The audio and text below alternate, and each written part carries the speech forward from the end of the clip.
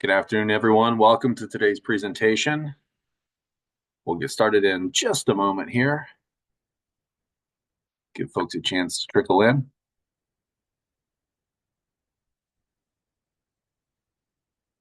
And as they do so, just a reminder that today's webinar is being recorded.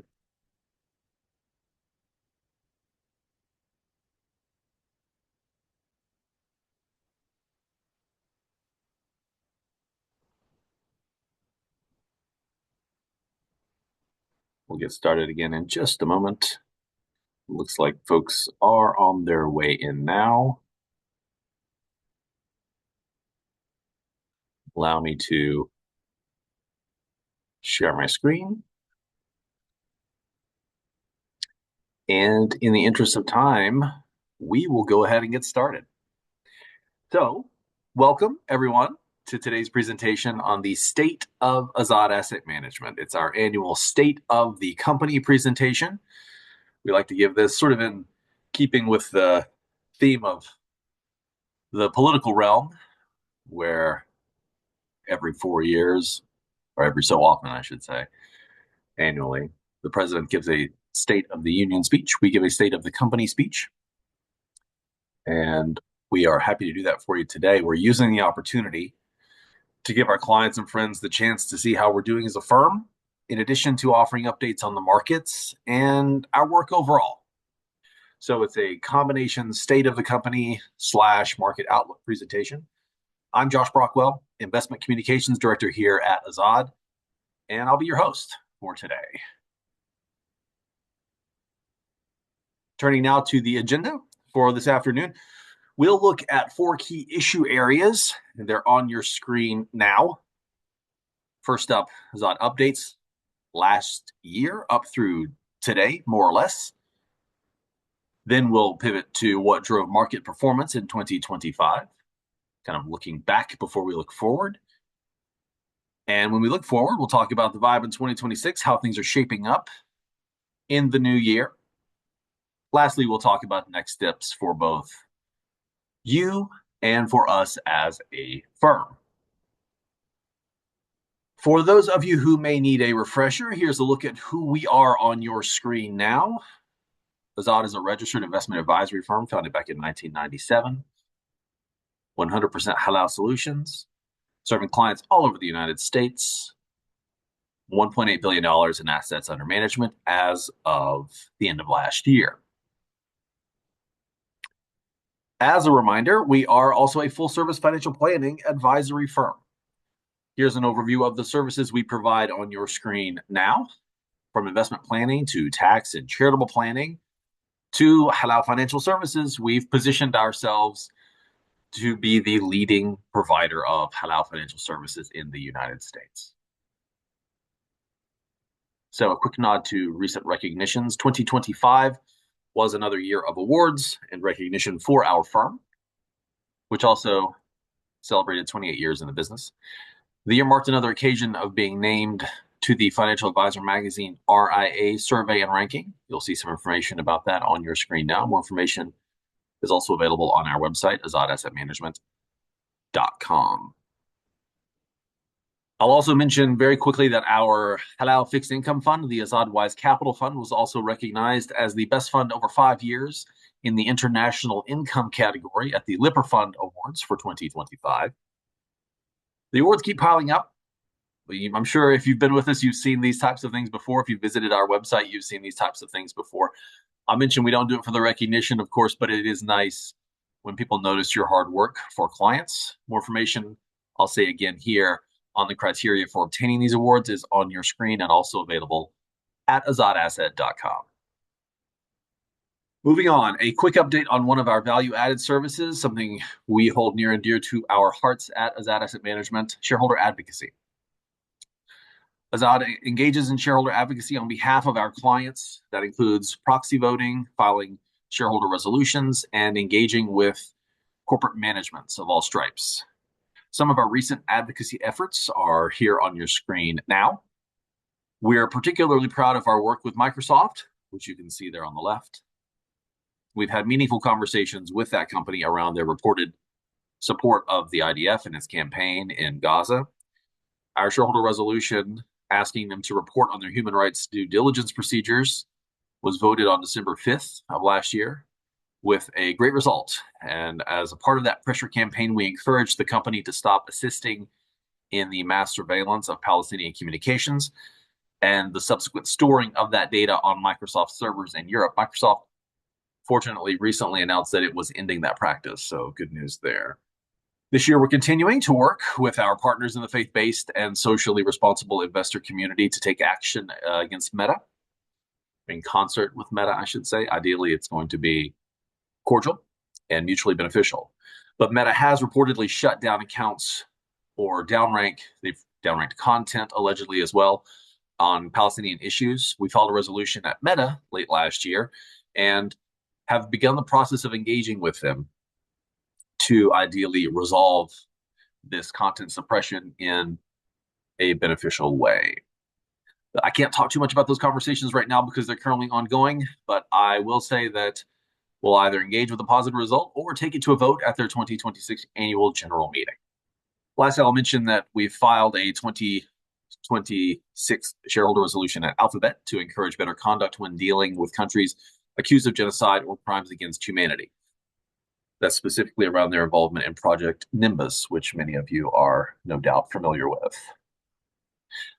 Also on your screen now, some more additional work around shareholder advocacy. Really, we feel like it's an essential part of ethical halal investing to do these sorts of things. In addition to the resolutions and the engagements around the big three tech companies I mentioned earlier, we also last year encouraged companies like Merck, Coca-Cola, and Levi's to maintain their diversity policies to great effect. They still have them on their books as of today's presentation. We're also we're in the very early stages with Oracle to find out more about their Palestinian employees, how they treat Palestinian employees, or pro-Palestinian employees of any race or background, trying to determine more about whether or not they allow the free flow of information and activism at the company. Last but not least, we participated in a lobbying day on Capitol Hill with other faith-based and responsible investor groups. That was in September 2025. You'll see a screenshot on the screen right now. We're encouraging members of Congress to maintain that shareholder proposal process, which we feel is an important part of voicing our concerns as active investors to corporate management. Let's turn now to market performance in 2025. Again, sort of a look back to look forward. U.S. stock markets in 2025, for those of you following headlines, delivered double-digit returns, extending the multi-year run of positive performance. Gains were led by large cap growth and tech sectors, especially AI-related companies and communication services. Many of them are well-known names. However, these mega cap stocks also contributed disproportionately to returns, meaning that broad market breadth remained concentrated. So let's take a closer look at that. The U.S. equity market delivered its third straight year of double-digit and above-average gains, with the S&P 500 rising 17.9%, including dividends in 2025, boosting the total return to 100.6% since this bull market began in October of 2022 through the end of last year. The S&P 500 and stock markets globally dropped meaningfully in the spring, many of you will remember, in the spring of 2025, punctuated by the Trump administration's introduction of ultra-high reciprocal tariffs on dozens of countries. That was the so-called Liberation Day. Then the S&P 500 surged nearly 39% on a total return basis from the April low through year-end, as tariff rates were subsequently lowered via trade deals and a temporary truce with China. And AI companies went on to post strong earnings growth and raise profit forecasts meaningfully. The market was also boosted as the domestic economy surprised to the upside, with well above average GDP growth in Q2 and Q3 of last year, rebounding from a slight retreat in Q1.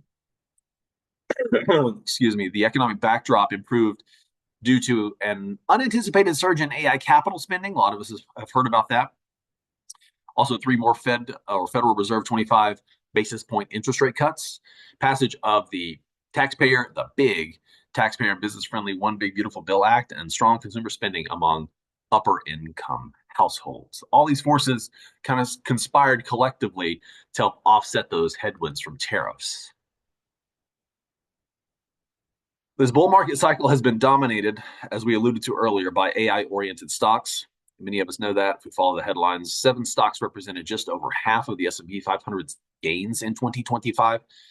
NVIDIA, Alphabet, Microsoft, Broadcom, JP Morgan Chase, Palantir Technologies, and Meta Platforms. All these stocks, even banking behemoth JP Morgan Chase, have at least some exposure to the AI theme.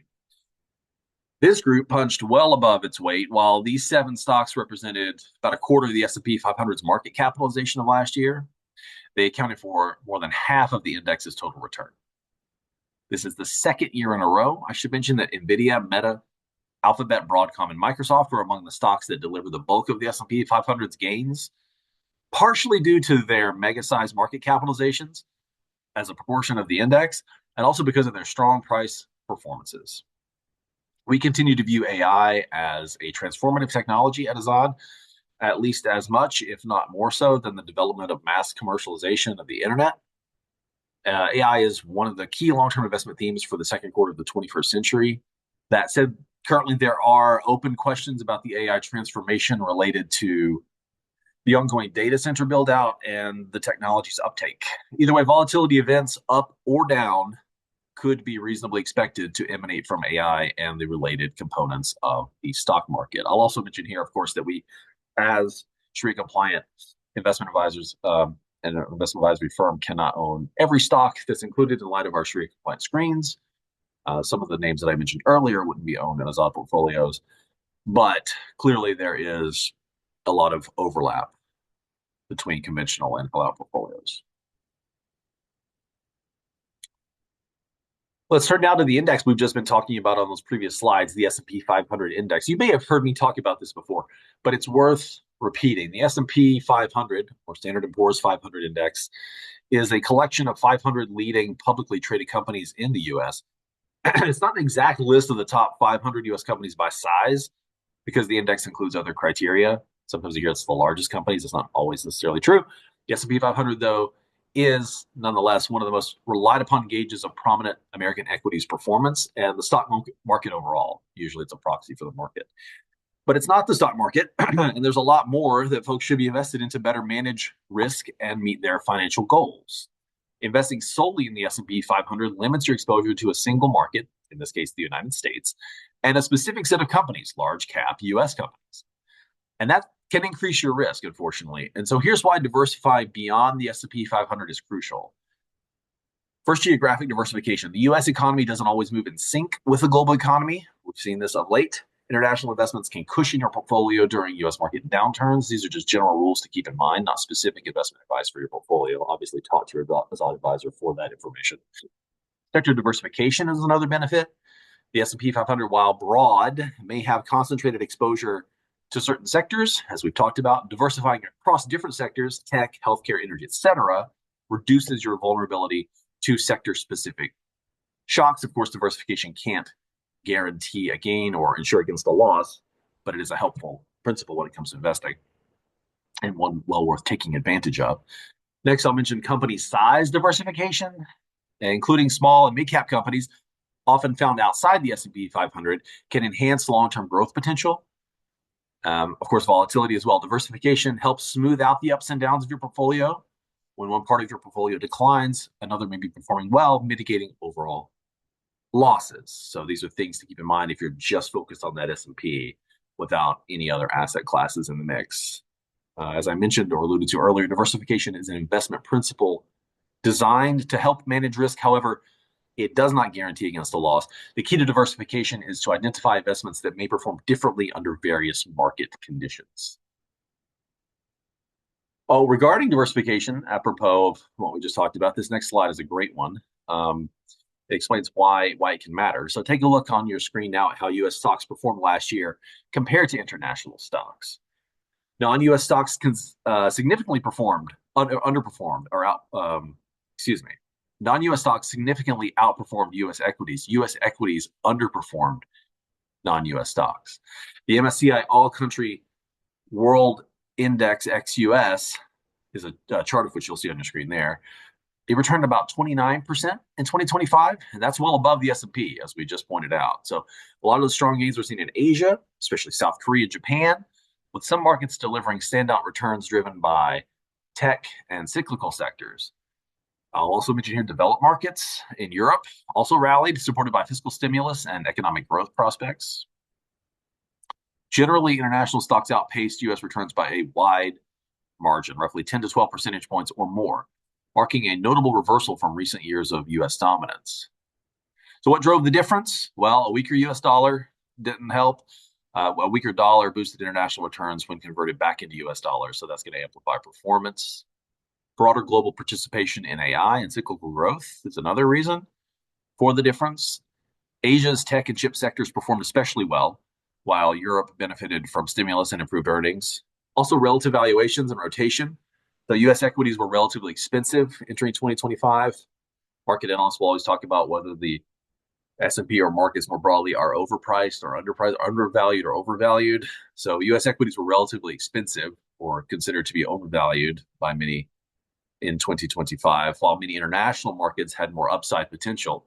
So that led to a rotation in capital flows into international markets. So the key takeaway here is despite a strong year for U.S. equities, which we had, international stocks meaningfully outperformed in 2025, highlighting the value of global diversification after several years of U.S. market dominance. It's why your portfolio can benefit from holding different types of stocks. Just want to emphasize that point. And those who have tuned in before probably know this slide, but as we wrap up this section, I don't want to forget about the lost decade for stocks. That was from 2000 to 2010. You'll see that on your screen now. That's when the S&P 500 finished the 10-year period from 2000 to 2010 with a negative return. Yet it was a good decade for investors who diversified their holdings globally beyond U.S. large cap stocks and included other parts of the market with higher expected returns. Companies with small market capitalizations or low relative price, sometimes called value stocks. A range of indices across other parts of the global market outperformed the S&P 500 during that span. I should also mention here that the next 10 years were remarkably successful for the S&P. The point is that no one knows what the next 10 months will bring, let alone the next 10 years. But maintaining patience and discipline through the bad times and the good puts investors in a position to increase the likelihood of that long-term success.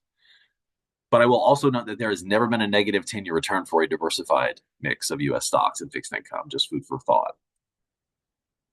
So what are some key takeaways from the previous slides we've just looked at? Well, diversification is a fundamental principle of investing. It's something we can't emphasize enough. The S&P 500 probably isn't the only thing you should be investing in. Investing solely in the S&P 500 can expose you to significant risks. Diversifying across geographies, sectors, and company sizes can help reduce that risk and potentially enhance returns over the long term. Moving along here. If 2025 was a year of adjustment, markets recalibrating to higher rates, geopolitics, reshuffling around a second Trump administration and his tariffs, and AI moving from hype to deployment, then 2026 is shaping up as a year of consolidation and consequence so far. The consensus mood is cautiously optimistic, but shot through with uncertainty, to be fair. Morgan Stanley describes 2026 as the year of risk reboot, a period where market focus shifts from macro anxieties to micro fundamentals, creating fertile ground for risk assets. The policy backdrop is unusually supportive. Fiscal stimulus, continued if slower monetary easing, and deregulation from what analysts call a policy triumvirate rarely seen outside of recessions. In short, risk assets like stocks may thrive, but the world beneath them remains quite turbulent. So, with that in mind, in a break from previous years, we're going to try something a little different this time for our market outlook portion of the presentation today. And it's based on this image on your screen. It's a summary from the pros' views on 2026 in the form of a bingo card. Research from Visual Capitalist, which is a firm that looks into this sort of thing, they sifted through the forecast landscape to create this prediction consensus, synthesis of what analysts, thought leaders, and industry experts expect for the year ahead.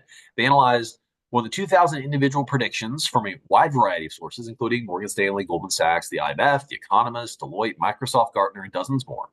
By mapping where these forecasts overlap, They attempt, in a really interesting way, I think, to distill the noise into 25 high conviction themes displayed in that quote unquote bingo card format you see on your screen, with the number of dabs reflecting the volume of supporting predictions. The more the dabs, the more the predictions in favor of that outcome.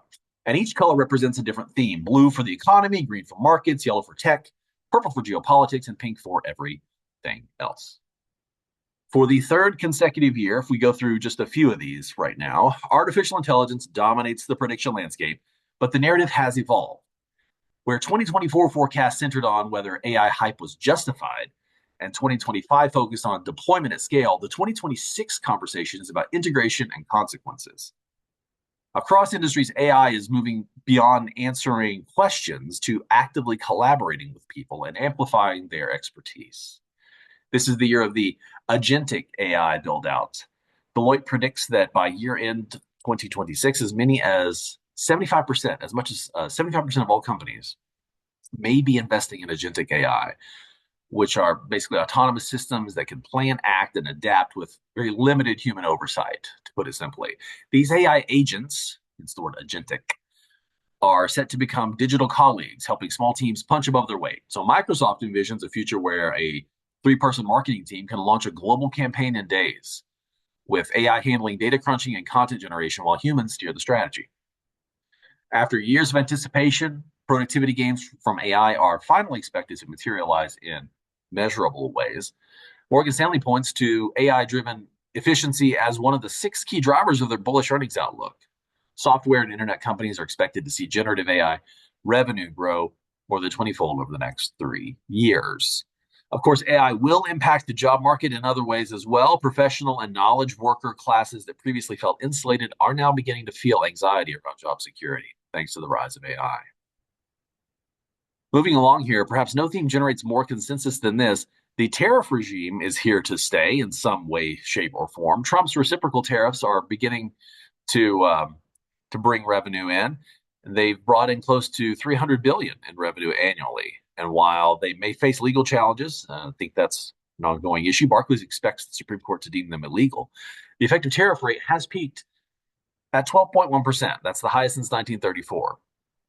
The economic impact is being absorbed more gracefully than many feared, I will say. UBS expects a soft patch in early 2026 as tariffs affect U.S. prices. It takes a while for these things to bleed through, followed by a broadening and strengthening of growth from Q2 onward. But the structural shift is profound. Trade may reroute permanently. Supply chains are diversifying, and the U.S. is explicitly using tariffs as a tool of economic and geopolitical leverage. Witness that renewed antagonism toward Greenland and the controversy around President Trump's proposed acquisition of it. Next up, one other expectation I'll point out is central bank policy. That's beginning to normalize. It's expected to continue normalizing, I should say. Morgan Stanley's base case has the Fed cutting to 3 to 3.25% by mid-year and then pausing for an extended period. The Bank of England is expected to bring rates to 2.75% before pausing, and the European Central Bank, facing below target inflation and pretty sluggish growth, may cut further than markets currently price in. Japan remains the outlier. That's the only major developed market central bank potentially hiking, with the BOJ expected to reach 0.75% by December before pausing. On the subject of interest rates and the U.S. Central Bank, the Federal Reserve, or Fed, we should mention here that the Fed's independence could be a major theme in 2026. President Trump has already made several attempts at changing the composition of the Board of Governors that sets policy, and in early 2026, his Justice Department opened an investigation into Fed Chair Jay Powell over previous congressional testimony. Fed independence is considered a cornerstone of what makes U.S. financial markets exceptional. Investors, economists, and historians all regard an independent central bank as key to stable financial markets, as policymakers can set monetary policy without regard to political interests. Something to keep in mind there. So, what is the consensus impact of all this on markets? Well, the bull case from JP Morgan sees the index potentially topping 8,000 if the Fed eases more than expected. And when I say the index here, I'm referring to the S&P 500 we talked about earlier. Morgan Stanley calls it their most bullish outlook in 7 years, driven by returning operating leverage, AI efficiency gains, accommodative tax and regulatory policy, and contained interest rates. Importantly, analysts do expect earnings to do the heavy lifting, in 2026. Bank of America projects 14% earnings per share growth, which is important, but notes that PE multiples, this is what we look at when we talk about whether or not the market is over or undervalued. Those PE multiples may actually contract by 10 points, meaning that the market climbs a wall of valuation skepticism. So Morgan Stanley forecasts S&P 500 EPS or earnings per share of $317 in 2026, which is about 17% growth. What the table doesn't show here is that there will be highs and lows. And this is important for investors of all stripes to think about, not just those technical focused folks that really enjoyed the last couple of minutes of my presentation. There's going to be highs and lows. There will be times when stock prices look invincible. And there will be times when you wonder why you invest in stocks at all. The takeaway here is that it's important to prepare with a solid financial plan. We've talked about it before. We're going to talk about it again. So what are your 2026 action items? What can you do in the new year to move closer to your goals? Well, here are the top 3 we've highlighted for you. If you're currently in a concentrated portfolio, like we talked about earlier, perhaps with a few tech stocks or concentrated in a sector like the tech sector, and are confused about what to do next, reach out to us. We can help you develop a strategy that works best for you. If your life or personal situation changes, do keep us in the loop. We want to hear about important family events like births and deaths. We also care about health issues, employment changes, and any financial developments that may change your situation and therefore your financial plan. If you find yourself thinking about new goals or reevaluating your priorities, share your thoughts with us so we can help you pursue the life that you most desire.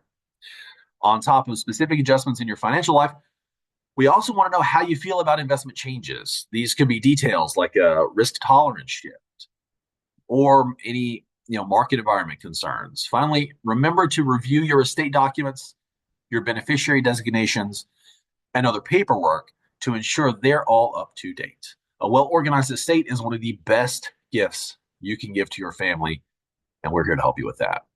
We're also here to discuss any financial questions or worries you may have. Our priority is always to help you make informed choices and to stay on track.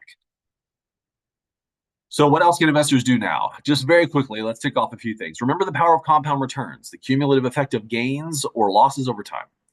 That means that even small differences in portfolio return can have a substantial impact over time. Compounding, Einstein is famously called the most powerful force in the universe.